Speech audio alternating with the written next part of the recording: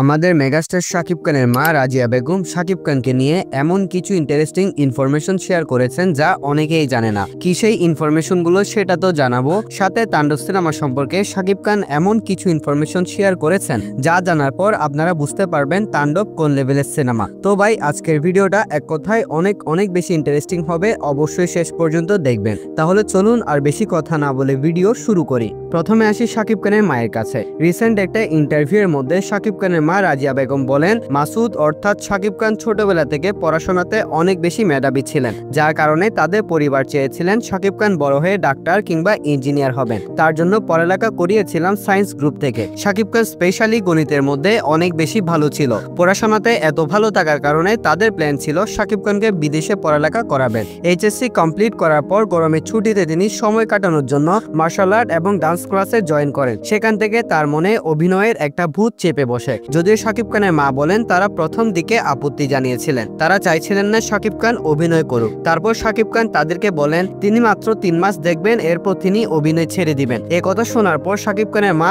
এবং বাবা দুইজনই রাজি হয়ে যান। কিন্তু দেখুন 3 মাসের জন্য এসেছিলেন, এখন 25 বছর আমাদের ইন্ডাস্ট্রিতে তিনি মাসুদ রানা থেকে শাকিব খান হয়ে থেকে গিয়েছেন। শাকিব খানের মা আরো বলেন, আমার ছেলে যেহেতু অভিনয়ে আনন্দ পাচ্ছিল তাই আমরা তাকে বাধাগ্রস্ত করি নাই। তিনি আরো বলেন শাকিব খান যে কাজ করে তা মন দিয়ে করার চেষ্টা করে। প্রথম দিকে তার সিনেমা আহামরি ভালো না করার কারণে তিনি নাকি অন্য কিছু করার প্ল্যানও করেছিলেন, কিন্তু শাকিব খান নিজের উপর ভরসা এবং কনফিডেন্স রেখেছিলেন যে আগামীতে কিছু একটা হবে। আর 2 থেকে 3 বছর পর তার একের পর এক সিনেমা ব্যবসা সফল হতে শুরু করে। এখান থেকে শুরু হয় মেগাস্টার শাকিব খানের রাজকীয় পথযাত্রা। যখন রিপোর্টার শাকিব খানের মাকে জিজ্ঞাসা করেন শাকিব খানের সবচেয়ে বড় গুণ আর শাকিব খানের সবচেয়ে দুর্বল দিক কি, তখন শাকিব খানের মা সবাইকে অবাক করে দিয়ে বলেন তার সবচেয়ে বড় গুণই হচ্ছে তার সবচেয়ে দুর্বল দিক। তিনি বলেন আমার ছেলেটা অনেক ভালো মনের মানুষ, কখনো কারো অমঙ্গল কামনা করে না, সব সময় অন্যের উপকার করার চেষ্টা করে, তাও আবার নীরবে নিভৃতে। সে মানুষকে খুব তাড়াতাড়ি বিশ্বাস করে ফেলে। আর এই বিষয়টা তার ব্যক্তিগত জীবন এবং পেশাগত জীবনে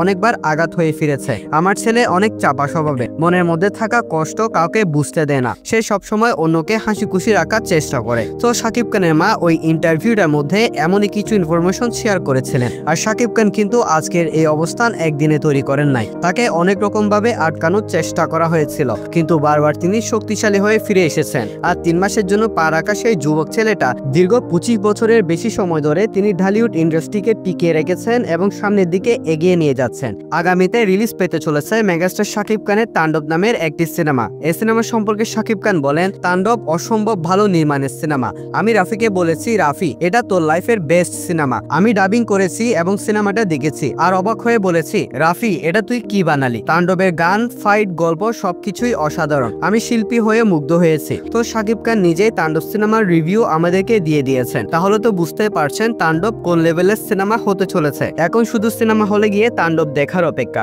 সো গাইস, ভিডিওটা ছিল এতটুকু পর্যন্তই। ভিডিওটা কেমন লেগেছে সেটা অবশ্যই কমেন্টে জানাতে ভুলবেন না। পাশাপাশি এই ভিডিও যদি ভালো লাগে তাহলে অবশ্যই ভিডিওটা লাইক এবং চ্যানেলটাও সাবস্ক্রাইব করে রাখবেন। তাহলে দেখা হচ্ছে পরবর্তী ভিডিওতে। ততক্ষণ ভালো থাকবেন, সুস্থ থাকবেন, টেক কেয়ার, আল্লাহ হাফেজ।